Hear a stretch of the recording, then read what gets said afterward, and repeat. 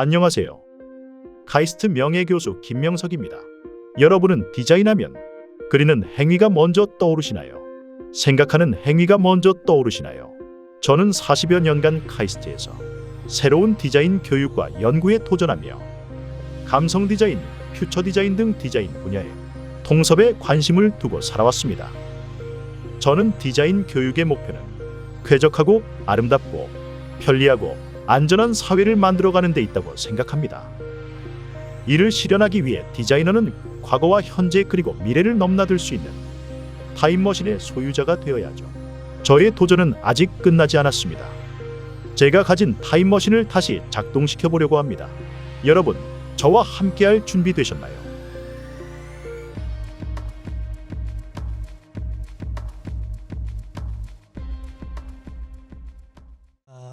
너무 소개를 거창하게 해주셔서 감사합니다. 방금 소개받은 카이스트의 명예교수 김명석입니다.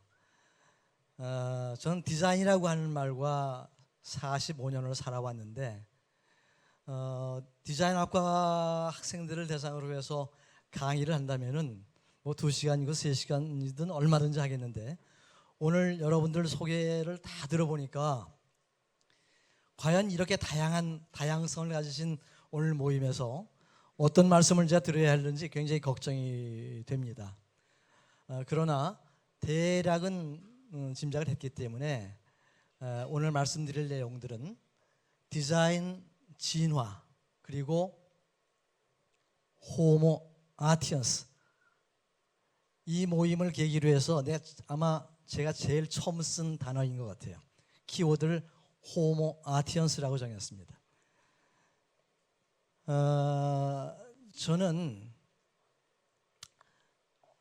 가만히 생각해 보니까 20세기의 꼭 중반에서 태어나서 21세기에 벌써 4분의 1을 살았기 때문에 4분의 3세기를 살고 있는 것 같아요. 그동안에 느꼈던 것을 여러분들 앞에서 오늘 뭐 대단한 철학이라든가 이념을 얘기할 것은 아닌 것 같고 제가 살아왔던 4분의 3세기 동안에 경험했던 몇 가지들을 에피소드를 주로 얘기하고 또 제가 주로 카이스트에서 연구했던 몇 가지들을 소개하면서 시간을 한 30분 내지 40분 정도 쓸까 합니다.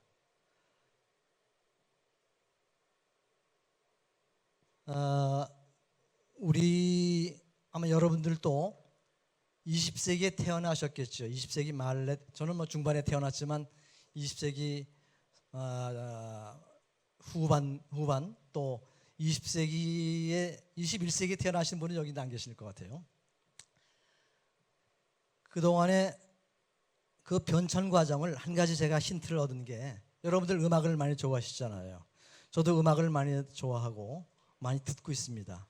아침에 일어나면 KBS 98.5MHz를 항상 틀어놓고서 거의 연구실이나 집에서나 듣는 편입니다. 근데 제가 처음 음악을 경험했던 것은 이런 거였었어요. 그라모폰, 죽음기라고 하죠. 여기에 음악을 들으려면은 SP라고 하는 판을 걸어놓고서 돌리면은 1분에 78회전이 돌아가면서 소리가 저 마이크로폰을 통해서 그 스피커를 통해서 나옵니다. 제가 어렸을 때 처음 경험했던 바로 음악 소리입니다. 집에 이제 아버지 서재에 가면은 레코드가 쭉 꽂혀 있었던데 그게 앨범이 SP 시대였기 때문에 예를 들어서 베토벤의 운명교향곡 한 곡을 전곡을 들으려면은 레코드 자켓을 꺼내서 닦아서 올려놓고 축음기를 돌린 다음에 올려놓으면 겨우 1악장 끝납니다. 1악장 다 듣고 나면 판을 다시 뒤집어야 하고 3악장 들으려면 다시 다른 레코드 판을 꺼내서 들어야 하고 또 뒤집어야 하고 하는 굉장히 번거로움이 있었죠. 이게 바로 얼마 안 가서 LP라고 하는 혁명이 일어납니다. LP는 그래도 그 수록이 상당히 많아졌죠. 78회전 하던 것이 33과 3분의 1 회전을 하면서 한 레코드판의 한 면에 그래도 동백아가씨 같은 가요곡 7곡 내지 8곡 정도가 수립이 됐기 때문에 들어가 있었기 때문에 상당한 변화가 있었죠. 그 다음에 음악을 들고 다닐 수 있게 됐어요. 야외로 나갈 수 있게 됐어요. 트랜지스터의 발명입니다. 트랜지스터를 들고서 낚시하러 갈 때라든가 스포츠하러 갈 때 들고 가서 들을 수 있는 그런 시대가 됐죠.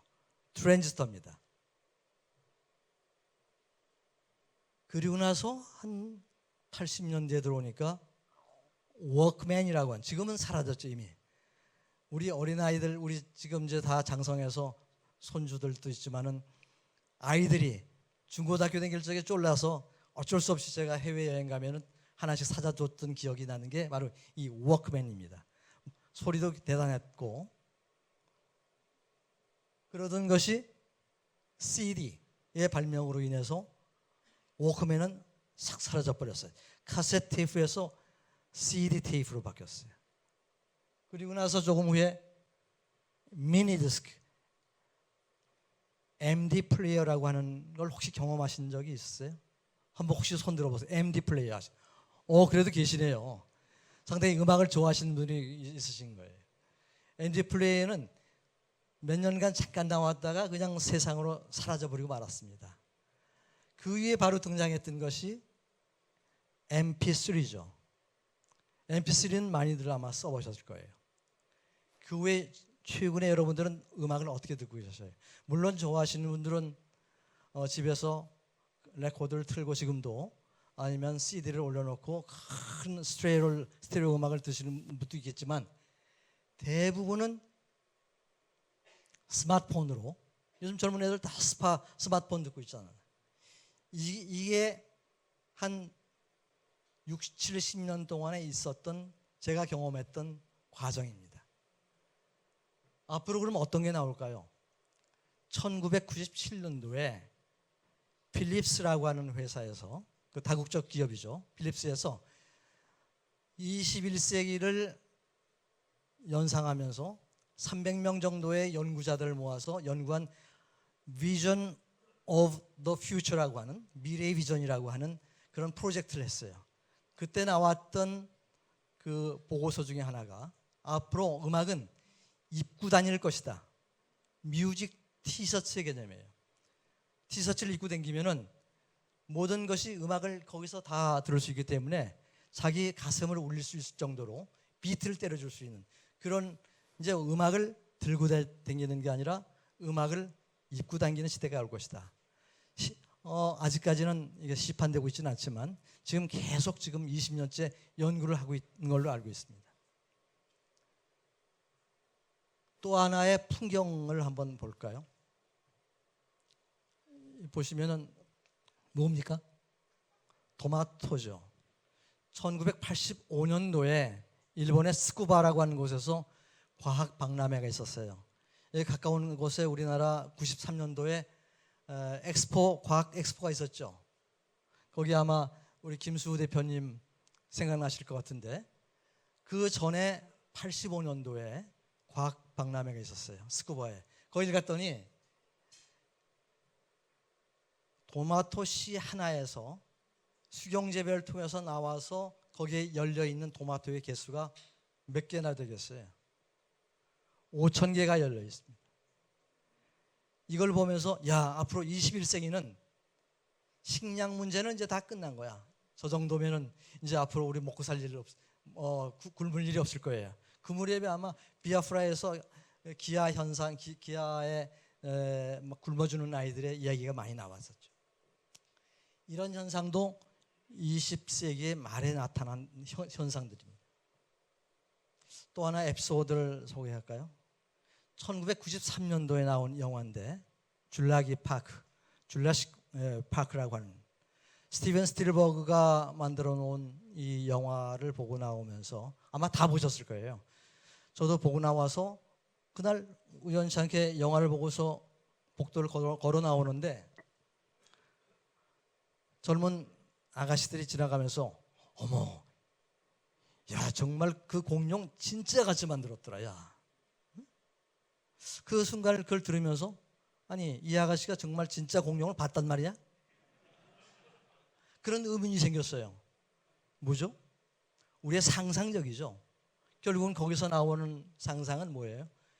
호박이라고 하는 작은 그 수십만 년 된 그 보석이라고 하는 엠버라고 그러죠.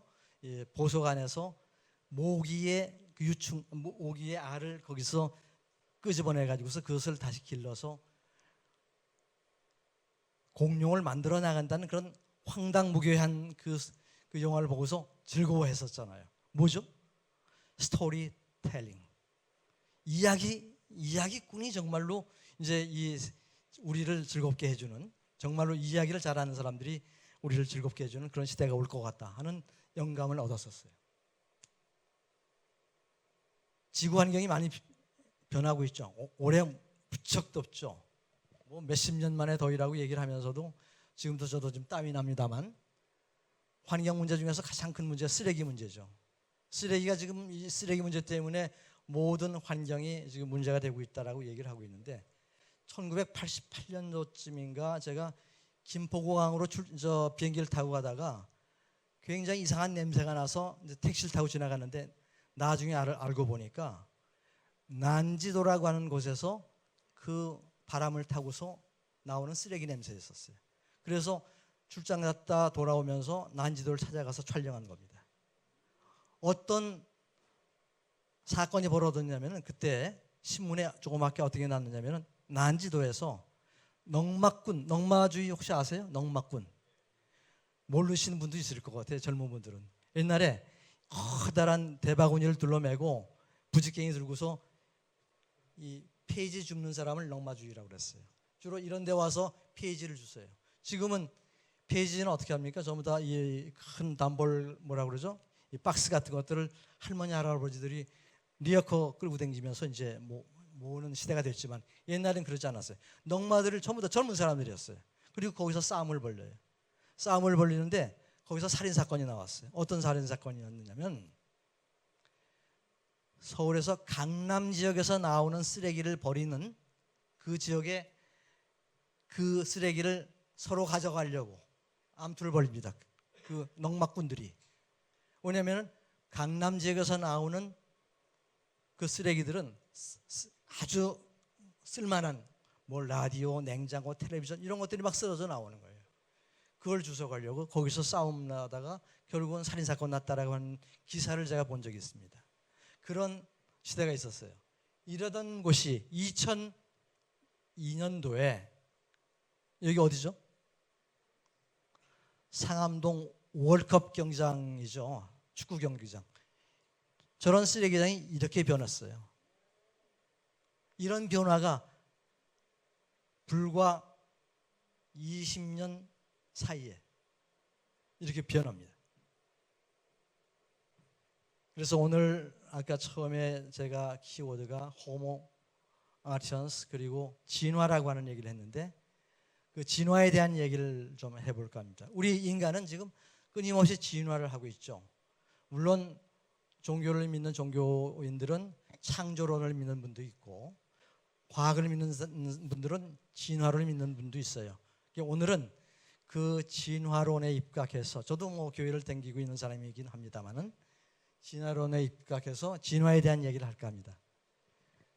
여기서 보시는 것처럼 진화라고 하는 것은 생물학적 집단 또는 조직이 여러 세대를 거쳐서 변화를 축적하고 특성을 변화시켜서 새로운 탄생을 이야기하는 과정이다. 그렇게 정의를 하고 있습니다.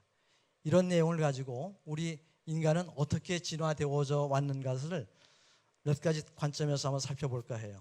우선 문명, 그 다음에 학문, 그리고 우리가 항상 가장 화두가 되고 있는 기술 문제, 이런 것들이 어떻게 변화가 됐나.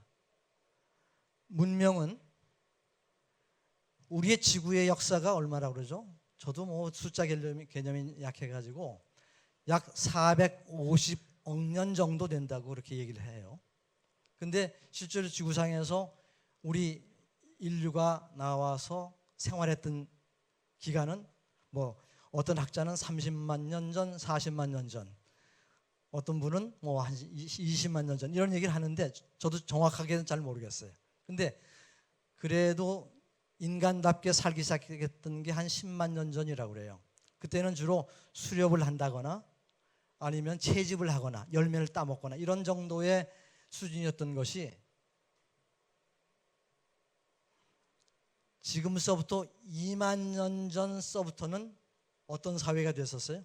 농경사회였죠. 한 곳에 정착을 하고 곡물을 심고 거기서 수확을 해서 먹는, 그리고 거기서 집단 생활을 해가는 그 과정이 약 2만 년 됐다고 그래요. 인류학자들의 이야기하면은. 그게 최근까지 이어져 오다가 불과 지금서부터 한 240, 50년 전에 일어났던 산업혁명에 의해서 농경사회가 산업화 사회로 바뀌죠. 이 산업화 사회도 보면은 1차 사회, 2차 산업혁명, 3차 산업혁명, 4차 산업혁명. 누구는 지금 현재 5차 산업혁명 시대라고 얘기하는 사람도 있고 6차까지 얘기하는 사람도 있어요. 근데 제가 아까 집에서 여기 오면서 고속도로를 내리다 보니까 고속도로를 타고서 유성에서 타서 이 북대전 톨게이트를 딱 내리는 순간 오른쪽에 보니까 크게 간판이 되어 있는데 뭐라고 써 있느냐면 4차 산업혁명의 본고장이라고 그렇게 써 있더라고요. 저도 처음 봤어요. 이게 대덕연구단지를 이야기하는 것 같아요. 대덕연구단지는 이 4차 산업혁명 2000년 전서부터 AI라든가 로봇이라든가 IoT 이런 개념의 시작을 했던 것이 바로 대덕연구단지다 이 얘기를 합니다. 그런데 어느 날 갑자기 정보화 사회에 살고 있다 그런 얘기를 해요. 우리들이 정보화 사회 어느 날 산업사회라고 그러더니 정보화 사회가 됐다. 정보화 사회가 뭐죠? 정보화 사회 정보원들이 판치는 사회인가요? 아니죠. 정보화 사회 1990년대 중반에 미국의 문화인류학자인 존 나스비트라고 하는 사람이 있는데 그 양반이 메가 트렌드라고 하는 책을 냈어요. 그 책에서 정보화 사회를 정의를 하는데 정보화 사회라고 하는 것은 화이트 칼라와 블루 칼라의 인구 비례가 50대 50이 될 때, 다시 말하면 공장 근로자, 노동자의 푸른 청색 옷을 입고 있는 노동자 계급과 펜을 들고서 일하는, 컴퓨터 가지고 일하는 화이트 칼라, 흰 와이셔츠를 입는 사람의 비율이 50대 50 됐을 때 정보화 사회에 진입이 됐다. 그렇게 얘기를 해요. 저도 그 이야기에 공감을 합니다. 그 의미로 본다면은 미국은 1980년대 이미 정보화 사회에 들어왔어요. 정확하게는 1969년 아폴로 우주선이 달에 착륙했던 시점을 미국에서는 정보화 사회에 진입했다 그렇게 얘기를 합니다. 굉장히 빠른 진입이죠. 우리나라는 거의 1990년대 들어가서 그 화이트 칼라와 블루 칼라의 인구 비율이 반반 정도가 되는 것으로 통계가 나옵니다. 그래서 우리는 정보화 사회에 살고 있다 그렇게 얘기할 수가 있는데 20세기가 지나고 21세기로 넘어가는 순간에 문화인류학자들이나 미래를 보는 미래학자들은 자 21세기는 과연 어떤 시대가 되는 거야? 그걸 얘기했던 사람이 덴마크의 문화인류학자인 롤프 옌센이라고 하는 사람이 있어요. 이 사람이 1997년도에 쓴 드림 소사이어티라고 하는 책이 있습니다. 드림 소사이어티. 21세기 우리가 살아가는 21세기는 현재죠. 꿈의 사회가 될 것이다. 그렇게 얘기를 합니다. 꿈의 사회에 대한 정의를 쭉 얘기하려면 30분 걸리기 때문에 간단하게 이야기하면은 스토리텔러, 이야기꾼이 시대를 지배하는 시대가 될 것이다 라고 하는 게 그 사람의 골자입니다. 물론 거기에 BT라든가 IT가 이미 가고 그다음에 바이오 테크놀로지라든가 나노 테크놀로지 또 RT, 로봇 테크놀로지 이런 것들이 앞으로 이제 지배하는 시대가 될 것이다 얘기하면서 정보화 시대는 멀지 않아 사라질 것이다 그렇게 얘기를 합니다. 이런 사회에서 우리가 살면서 지금까지 지내하고 있죠. 학문을 보면은 우리의 학문의 아버지라고 하는 사람이 플라톤이죠. 그리스의 플라톤, 히랍의 이 동양에서는 공자 또는 지동설을 얘기했던 코페르니쿠스 또 찰스 다윈 이 진화론이죠. 이런 사람들 우리나라에서는 많은 학자들이 있겠지만 예를 들어서 정다산 같은 분 또 일본에서는 학자는 아니지만 일본의 현대의 문명을 이끌었던 하나의 리더 후쿠사와 유키치라고 하는 사람이죠. 서양 문물을 받아들여서 현대의 일본을 있게 만든 사람이. 지금은 이제 바뀌었지만은 얼마 전까지 6월 1일 전까지만 해도 일본에서 가장 고액권 만행권 있지만 우리말에는 10만 원 정도 넘겠지만은 10만 원이 요즘 안 되나요? 조금은 이제 환율이 바뀌어서 그 후쿠사와 유키치라는 사람들. 또 흔히들 얘기하는 알버트 아인슈타인 이런 분들이 우리가 쭉 연상해 볼 수 있는 학자들의 군락이죠. 뭐 학자라고 하기보다는 이제 이 시대를 새롭게 내다보고서 새로운 기술로 혁명을 일으켰던 스티브 잡스 너무나 요절했던 것이 조금 안타깝긴 합니다만 이런 사람들이 우리의 학문 세계를 쭉 리딩했던 그런 분이 아닌가. 또 기술의 세계를 보면은 우리가 처음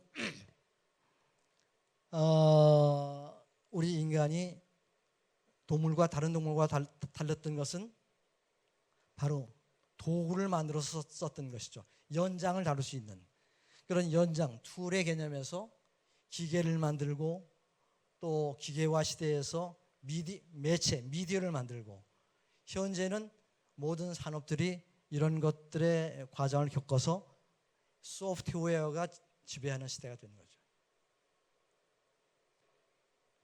그러면 디자인은 어떻게 그런 변화했는가? 저는 뭐 한 45년 동안 디자인을 배우고 가르치고 있는 사람의 입장입니다만은 디자인은 입고 먹고 자는 것, 의식주를 해결하는데 아까 처음에 제 소개 영상에서 나왔듯이 디자인이라고 하는 것은 어메니티, 인간의 생활을 보다 더 쾌적하게 하고 뷰티, 아름답게 하고 C, convenience, 편리하게 해주는 그런 것을 새롭게 만들어 나가는 일을 하는 사람들이 디자이너라고 저는 그렇게 가르쳐 왔습니다. 그런 의미에서 보면은 우리의 과거에 이런 옷을 입고 이런 옷을 입고 이런 옷을 입고 이런 옷을 입다가 20세기 초에 어떤 패션쇼에서 나왔던 옷입니다. 이런 무슨 옷인고 하니 여러 가지 장치들이 이제 있어서 지나가다 보면은 저기에 아주 멋진 그 핸섬 가이가 있어요. 멋진 친구가 있으면 자기 가슴이 먼저 표시를 해서 저기 있는 옷이 바짝바짝 막 바짝바짝합니다. 그러면서 뭐 눈치 뭐 윙크를 하지 않아도 돼요. 뭐 눈으로 이렇게 오라고 하거나 가까이 갈 필요도 없어요. 자기의 마음이 막 뛰어가지고 감정이 바로 이 옷에 전달이 되어져서 자기의 감정을 표현할 수 있는 이런 옷들이 나와요. 의상의 세계가. 이것도 2000년도, 2005년도에 이런 옷, 웨어러블 로봇. 이제 이런 섬유로 된 옷이 아니라 물론 섬유로도 로봇을 만들 수 있겠지만 로봇처럼 옷을 입고 다닙니다. 이 옷은 어떤 옷이냐면은 80세 된 할머니가 100kg을 그냥 거뜬하게 들어 올릴 수 있는 실험에 의해서 스쿠바 대학에서 만들었던 것인데 그 이후로도 이제 저희 연구실에서도 다른 팀들하고 연구했던 게 바로 웨어러블 로봇입니다.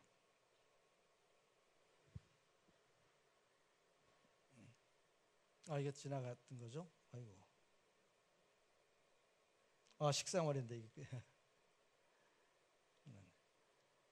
먹는 것도 이런 뭐 아주, 어떻게 보면은 좀 초라하게 먹던 옷, 이 식생활들이 점점 개선이 되어지고 이렇게 아름답고 급기어는 먹는 것에 대해서도 이제 어떤 문제가 생기느냐면 과학기술과 합쳐져서 저기에 있는 무슨 리트머스 시험지 같은 이 테스터가 있는데 저 테스트를 대면은 이 뭐라고 할까 식재료의 영양분이 그대로 나타나요. 거기에 뭐라고 할까 단백질이 얼마나 들어가 있고 비타민이 뭐가 들어가 있고 그런 것들이 나타나서 되면서 야 나는 이거 먹으면 칼로리가 너무나 많아서 이거 먹으면 안 돼. 이럴 정도로 지금 연구를 하고 있는 그런 시대까지 오고 있습니다. 요즘 뭐 흔히 그 식당에 가면 볼 수 있지만 2000년대 초에 CMU에서 카네기 멜론 스쿨이라고 하는 미국에 있는 대학에서 처음으로 개발했던 식당에서 서빙해주는 로봇. 지금은 흔히들 벌써 볼 수 있습니다.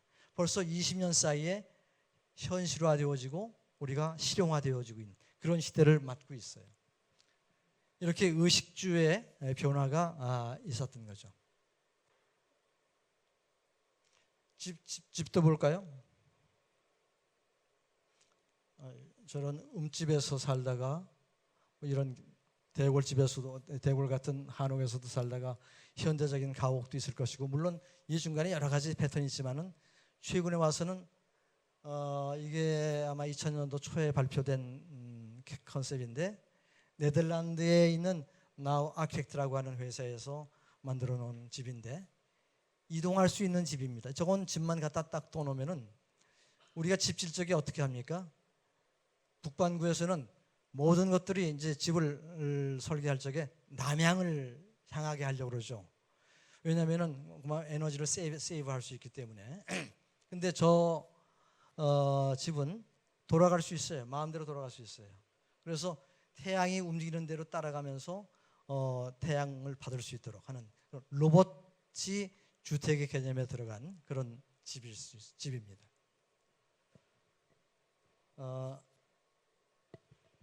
조금 빨리 이제 진행을 하겠습니다. 제가 디자인 공부를 하면서 또 연구단지에서 벌써 한 40년 동안 살면서 연구단지를 위해서 몇 가지 프로젝트를 했는데 그 중에서 과학 기술이라기보다는 과학과 관련된 몇 개의 조형물을 만들었어요. 그 중에 하나가 혹시 카이스트에 와보신 분들은 카이스트 연못 옆에 성림의 종, 소위 까리옹이라고 하는 그런 조형물이 하나 있습니다. 이것은 카이스트가 1992년도에 창립 20주년을 맞이해서 저희 연구실에 와서 어떤 조형물 하나 만들어 달라고 설계를 의뢰했을 적에 만들어서 올해로 지금 벌써 32년이 된 조형물입니다. 저 조형물은 위에 25개의 종이 있어서 매 시간마다 컴퓨터 제어에 의해서 이 종을 울리게 되어 있습니다. 아마 여기 아까 해천대학의 교수님 계신 모양인데 그러시죠? 과학기술대학 교수님. 거기에 해천대학에도 저 까리용이 아주 굉장히 큰 게 있습니다. 여기는 종이 25개가 들어가 있어서 옥타브가 2반이니까 충분히 웬만한 멜로디가 다 나올 수 있는 그런 야외에 있는 음악 기기라고 얘기할 수 있을 것이고 또 여기에 코드를 연결해서 건반을 연결하면은 연주가 가능한 대형 악기라고도 볼 수 있습니다. 이런 걸 설계를 했었고요. 그 다음에 또 하나는 중앙국립과학관을 지나가시면서 혹시 보셨는지 모르겠는데 국립중앙과학관 마당에 이런 커다란 조형물이 있습니다. 지름이 12m짜리인데 세계에서 가장 큰 메비우스입니다. 메비우스 아시죠? 이 무한대의 개념 팔자. 이 테이블 서로 꼬아가지고 놓으면은 아무리 봐도 이 선이 끝나지 않는 이 무한대의 개념. 유상지학자 메비우스가 발견했던 메비우스 띠를 형성화시켜서 이 빨간 것은 빨간 쪽은 콘크리트 덩어리입니다. 콘크리트고 위에는 스테인리스 스틸. 우리 현대 건축의 가장 대표적인 큰 물성 중에 하나인 그 대표적인 두 가지를 가지고서 실험적으로 만들었던 것인데 이게 이제 총괄 제가 프로듀싱을 했던 작품인데 1992년도가 대덕연구단지가 설립된 지 토지개발공사에서 연구단지가 완성되던 해입니다. 이 건물이 다 지은 게 아니고 토지가 다 완성이 되어져서 연구단지에 각 연구소들이 이제 들어오고 있는 그런 시점이었는데 그것을 기념하기 위해서 조형물 하나 설계하기 위해서 토지개발공사에서 그 당시에 전국 공모를 했는데 제가 심사하러 갔더니 전부 다 상기하자 6.25 같은 뭐 이런 거 있죠. 큰 탑 같은 거 이런 것들이 다 들어왔어요. 그래서 도저히 안 되겠다 해서 이제 리젝트를 했는데 두 번째로 다시 재공모를 했어요. 근데 역시 마찬가지입니다. 전부 다 뭐 석탄 캐는 그런 스타일 있잖아요. 그런 걸 만들어 놔서 그건 안 되겠다고 리젝트를 했더니 그러면 당신이 한번 프로듀스를 해라 해서 제가 이제 아이디어를 내서 만들었던 것이 이 끝없는 과학기술의 발전이라고 하는 그런 개념으로 만들었던 조형물입니다. 마지막으로 하나는 아까 기초과학연구원에 계시던 분 아까 계셨다고 했는데 혹시 보셨죠? 정문진구에 들어가면은 기초과학연구원의 정문에서 들어가 보면 이런 지금 조형물이 있습니다. 제가 은퇴하기 한 해 전이니까 벌써 한 11년 전이 됐네요. 11년 전에 무슨 이렇게 들어가는데 광장이 넓은데 광장에 무슨 재미있는 조형물 하나 좀 설계 좀 좋겠다 그쪽에서 얘기가 들어와서 했던 것이 뭘 할까 그러다가 나노라고 하는 것을 생각했어요. 한참 나노 사이언스가 지금 이제 유행하고 있을 때였기 때문에 나노를 가지고서 한번 주제를 잡자 했는데 우연찮게 나노에 대해서 조금 그 문헌을 찾다 보니까 현미경으로 나노의 입자를 확대해서 찍은 큰 사진이 하나 나왔어요. 그 사진에서 보니까 그 나노 입자의 가장 기본적인 틀이 여러 가지 형태지만 큐브의 형태를 발견했습니다. 그래서 여기에 있는 그 밑에 있는 큐브들의 형태가 나중에 크게 번성해서 꽃을 이룬다 하는 의미로 나노 플라워라고 하는 제목을 붙였던 조형물이었던 것 같습니다. 그 다음에 제가 2000년도 새로운 세기가 진입이 되면서 2000년도부터 시작했던 것이 새로운 디자인, 다시 말하면 로봇 디자인에 관심을 가지고 로봇의 연구를 하기 시작했어요. 그때 시작했던 것이 로봇을 어떻게 만들어 갈 것인가 하면서 세웠던 로봇 디자인에 대한 새로운 모델이었습니다.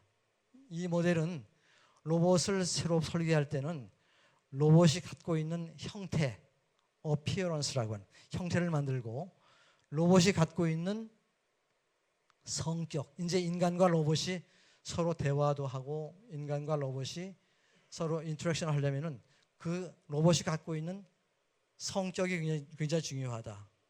우리가 감독이 배우에게 어떤 성격을 부여하듯이 우리가 로봇을 디자인할 때는 그 로봇이 갖고 있는 성격을 부여해야 된다. 그래서 캐릭터를 만들고 또 인간과 로봇은 서로 상호작용해야 되기 때문에 이 인터랙션이라고 하는 그런 단어를 가지고서 로봇 디자인하는 이 모델을 만들고 이것을 다 어우러지는 콘텐츠를 개발해서 로봇을 만들자라고 하는 것이 저희 연구실에 2005년도에 만들었던 모델입니다.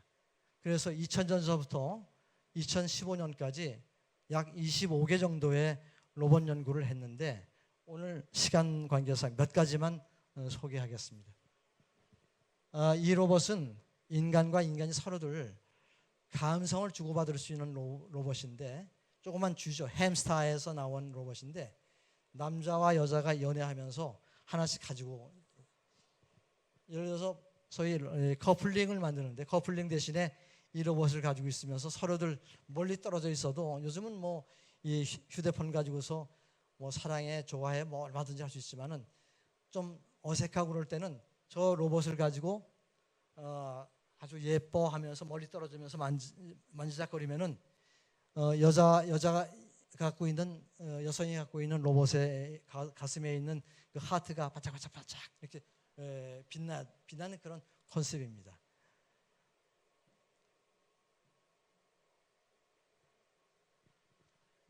이것도 감성 로봇인데 이게 2001년도에 소개했던 로봇인데 이 로봇은 집에 돌아오면은 이 로봇이 집에 한 방구석에 있다가 돌아오면 철수야 지금 집에 돌아오는 거야? 너 어째 안색이 좋지 않네? 오늘 뭐 기분 나쁜 일 있어? 하면서 이제 말을 걸어오죠. 그러면 야 오늘 좀 친구들하고 좀 싸웠어 내가. 그럼 이리 와 내가 위로해 줄게. 하면서 서로들 대화를 나누면서 감성을 주고받을 수 있는 그런 로봇의 컨셉입니다.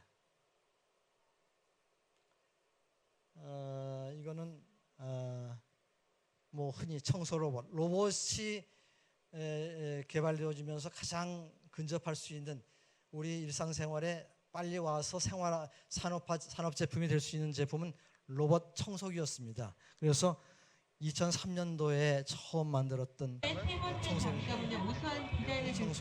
청소는 굉장히 잘 됐는데 그 당시만 해도 가격이 너무나 비싸서 한 400만 원 정도의 가격대로 팔렸기 때문에 많이 팔리진 않았던 것 같습니다. 지금은 뭐 한 50만 원대에 이제 로봇으로 이제 싸게 팔리고 있죠. 이거는 그 전자통신연구소 에투리하고 같이 했던 과제인 것 같은데 오피스 케어 로봇. 오피스를 이제 퇴실을 하고 나갔을 적에 멀리서 원격으로 오피스를 감시하는 그런 목적으로 만들었던 로봇입니다. 그 당시만 해도 벌써 2006년이니까 벌써 거의 20년 다 돼가죠. 그 당시에는 뭐 스마트폰이었기 때문에 조그만 그 자기 가지고 있는 휴대폰으로 원격 제어할 수 있는 그런 로봇인데 혹시 화재가 났을 때 빨리 진압할 수 있는 정도의 성능까지 가지고 있습니다. 이거는 교육용 로봇인데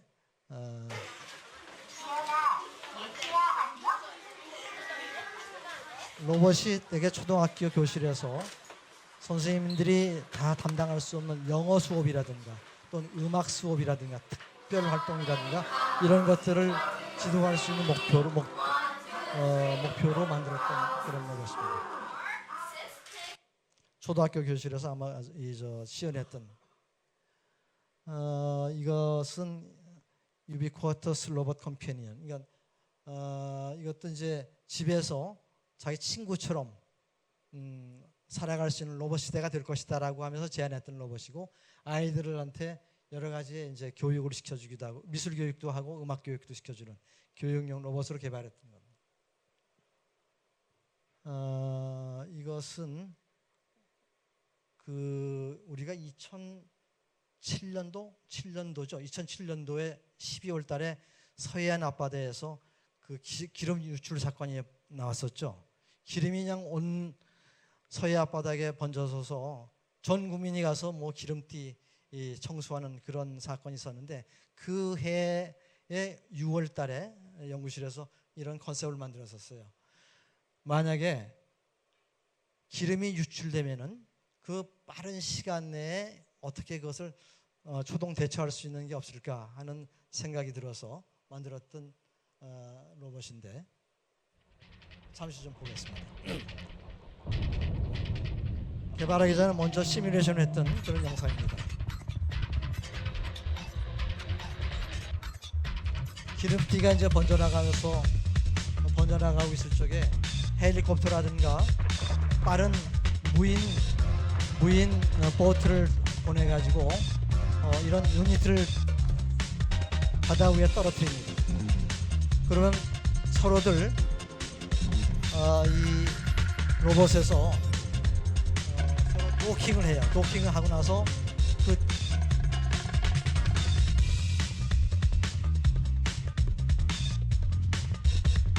서로 모여서 도킹하면서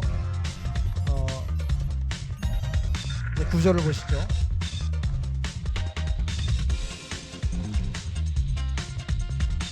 저런 호스가 있어서 호스가 순식간에 이 유조선을 감싸한다라고 하는 그런 컨셉으로 만들었는데 나중에 이게 끝나고 나서 삼성중공업하고 여러 가지 얘기가 있었는데 아직도 현실화는 되지 못하고 있습니다. 이건 이미 특허를 전부 다 공개했기 때문에 누구든지 만들어도 괜찮습니다. 이건 지나가겠습니다. 시간이 많아요.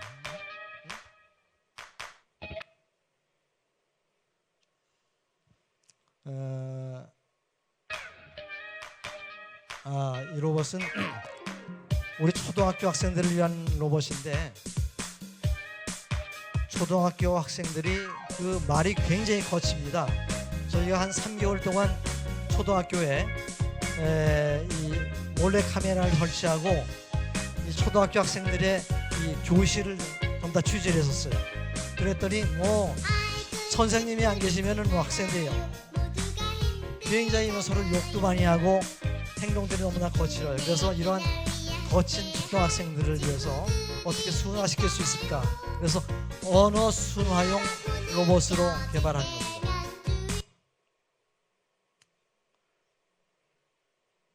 그래서 이 로봇은 우리나라에서 지금 어린아이들이나 어른들도 마찬가지죠.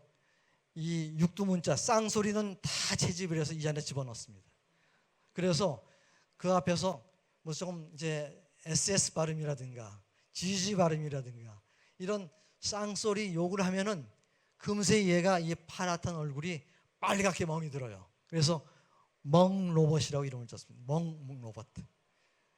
근데 이것도 어느 개발 회사에서 만들어 보겠다고 했는데 아직 현실화는 되지 못했습니다. 다만 여기 저 원자력에서 오신 분들이 많이 계시던 것 같은데 2007년도에 IAEA 원자력 연구소 그저 세계 원자력 기구가 비엔나에 있죠. 비엔나에 가서 그 전시장에서 시연을 했어요. 시연을 했는데 그때 그 컨셉은 뭐였느냐면은 동서남북 이런 그 서방 세계 뭐 여러 세계 사람들이 싸우지 말고 욕하지 말고 잘 살자 하는 그런 컨셉으로 이제 설명을 했고 그의 그 비엔나 신문에 아주 많이 나왔던 그런 로봇입니다.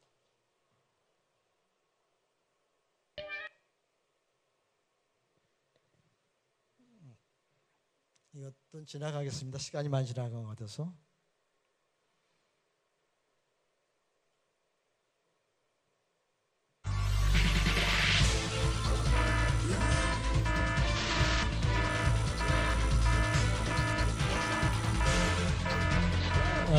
이거 좀 시간이 많이 걸릴 것 같아서 다 보여드리지 못할 것 같은데 레스큐 로봇이어서 재난이 발생했을 적에 인명을 구출하는 로봇의 컨셉입니다.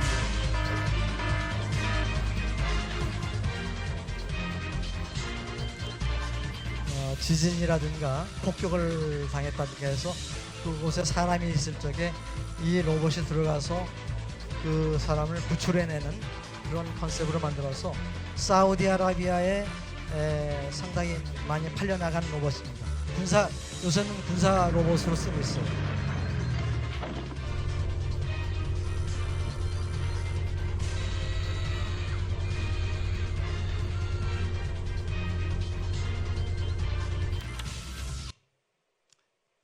마지막 아마 로봇일 것 같은데 이것은 2010년도에 퓨처 로봇 컴퓨터라고 하는 개념으로 앞으로 지금 여러분들도 지금 아마 랩탑, 노트북이라든가 컴퓨터를 PC를 많이 쓰고 계시는데 앞으로 계속 이런 랩탑이라는 컴퓨터를 계속 쓸 수 있을 것인가? 써야만 될 것인가? 아니면 없어질 것인가? 그런 개념으로 하면서 생각하면서 앞으로 10년, 20년 후에는 이런 컴퓨터가 나올 것이다 라고 해서 새로운 컴퓨터를 제안했던 겁니다.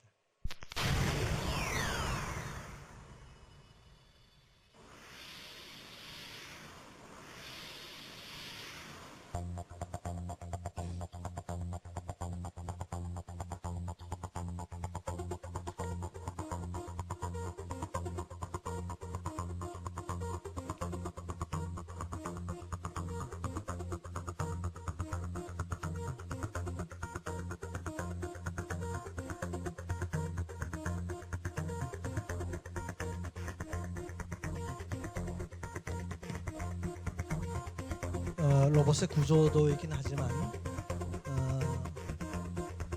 저게 컴퓨터야 하는 분들도 계시겠죠.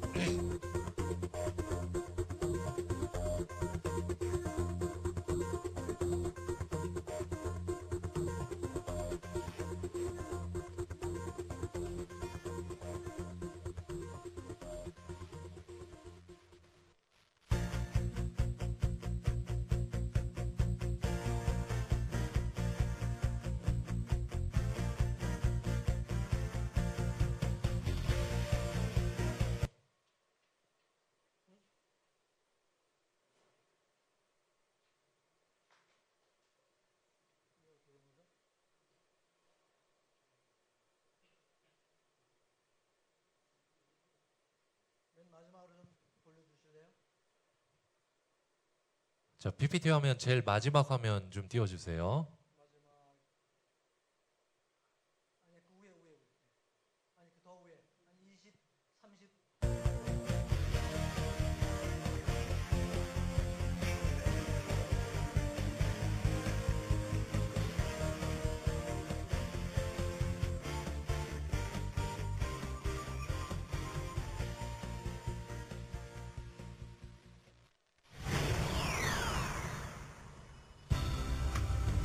미래의 컴퓨터를 상상해서 만들어 본 퓨처 로봇입니다. 퓨처 로봇 컴퓨터. 우리가 흔히 아파트에서 생활하는데 아파트에 이제 저 로봇 유니트가 존재하게 되는 거죠.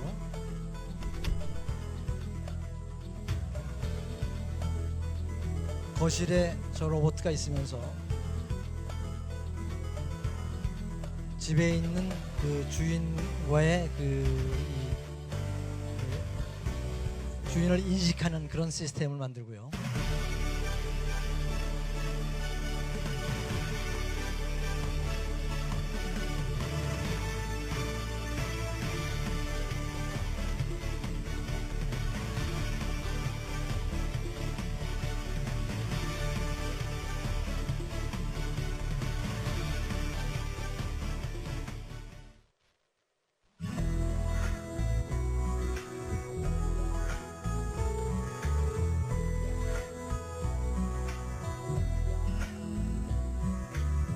이 컴퓨터는 리빙룸이라든가 또는 키친 등에서 집안을 돌아다니면서 충분히 이제 앞으로 우리의 삶을 바꿔줄 수 있는 그런 새로운 컴퓨터다라고 하는 생각을 하면서 만들었던.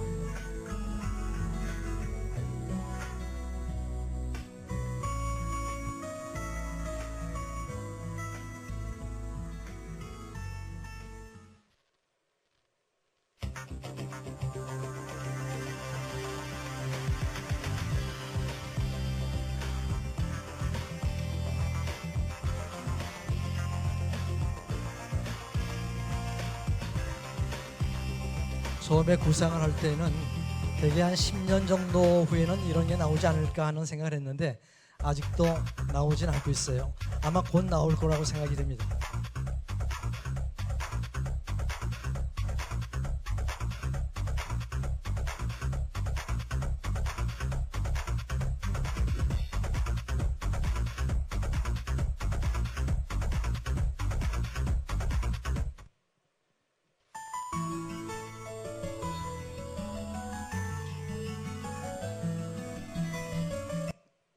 여기까지만 하겠습니다. 뭐 시간이 걸려서 마지막 이제 정리를 해야 할 것 같습니다. 마지막을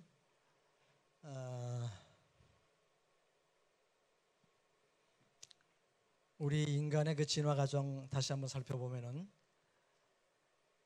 손이 있기 때문에 다른 동물과 달랐죠. 호모 하빌리스라고 하는 개념을 건너서 호모 파베르, 결국은 인간은 도구를 만들어서 쓰는 인간이 됐고, 그 다음에 두 발로 걸어갈 수 있는 호모 에렉투스라고 하는 개념이 있었어요. 두 발로 걸으면서 생각해 보니까 인간은 점점 머리가 발달해가고, 머리가 발달하다 보니까 호모 사피엔스라고 하는 개념으로 바뀌고 있죠. 여러분들은 지금 호모 사피엔스, 생각하는 인간으로서 이 세상을 살고 있습니다. 근데 60년대 70년대쯤 돼서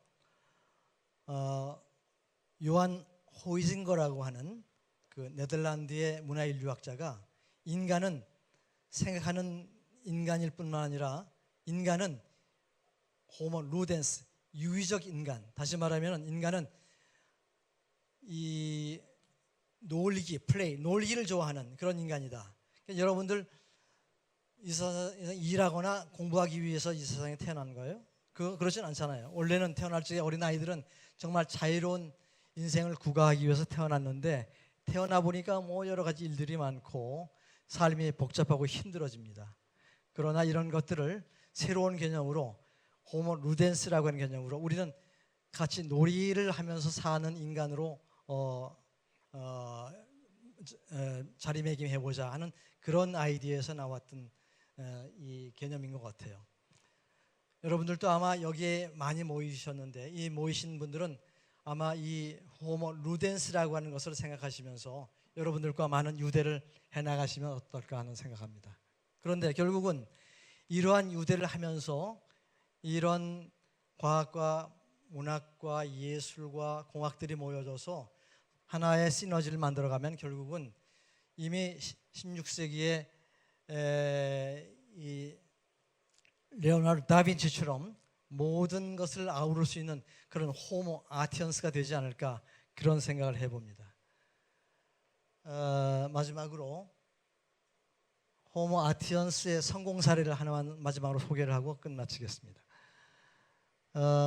2013년도에 제가 가르친 학생 하나가 만나 CEA라고 하는 회사를 설립했습니다. 이것은 농업법인인데 기계공학을 전공한 전병태라고 하는 친구하고 또 산업디자인을 전공한 박아론이라고 하는 두 사람이 카이스트 기숙사에서 생활하면서 졸업하면 뭐 할래 하다가 사업하겠다고 그래서 의가 투합이 돼서 만든 것이 이 만나 CEA입니다. 이 CEA는 제가 졸업 연구를 할 적에 그 컨셉을 만들었는데 아쿠아포닉스라고 하는 물고기를 길러서 물고기의 배설물을 선순환시켜서 그 물고기의 물을 다시 수경재배로 돌려서 야채를 기르는 이 공장을 만들었습니다. 그래가지고 진천에다가 2013년도에 설립을 했죠. 지금 이제 11년째 됐는데 연매출 지금 한 500억 내지 600억을 하는 큰 농장으로 성장했습니다. 이 농장에서 나오는 그 야채들은 지금 전국으로 배송이 되어져서 만나박스라고 하는 것으로 배송이 되고 있는데 공학기술자하고 디자이너가 합쳐서 하나의 새로운 제6차 산업의 농업을 만드는 그런 성공 사례가 되었습니다. 그래서 지난 2022년도 2년 전에는 진천에 이런 테마파크를 만들었어요. 지금 현재 운영되고 있습니다. 한번 진천에 루트 가든, ROOT, 뿌리 가든이라고, 뿌리 스퀘어, 루트 스퀘어라고 하는 곳에 가보시면은 농장을 체험할 수 있고 그곳에서 숙식을 하면서 새로운 농업의 형태를 경험할 수 있는 그런 농장이 되어 있습니다.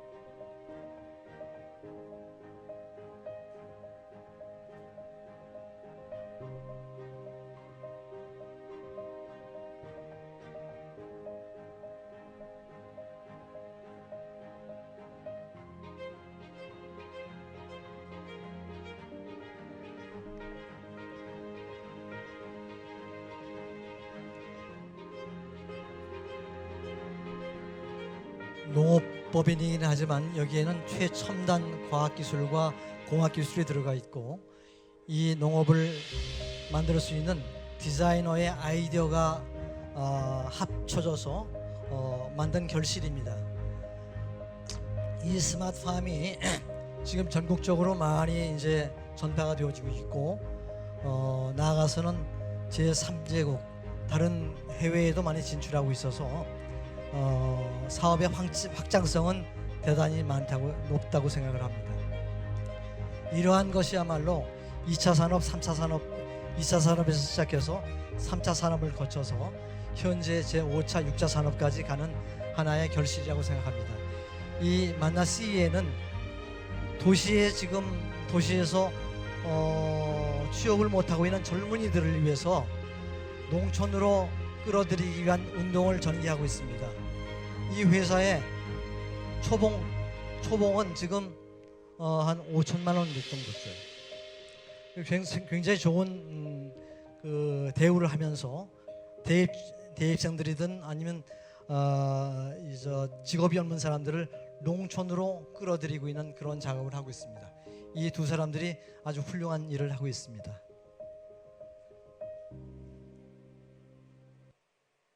이것으로 마치겠습니다. 감사합니다.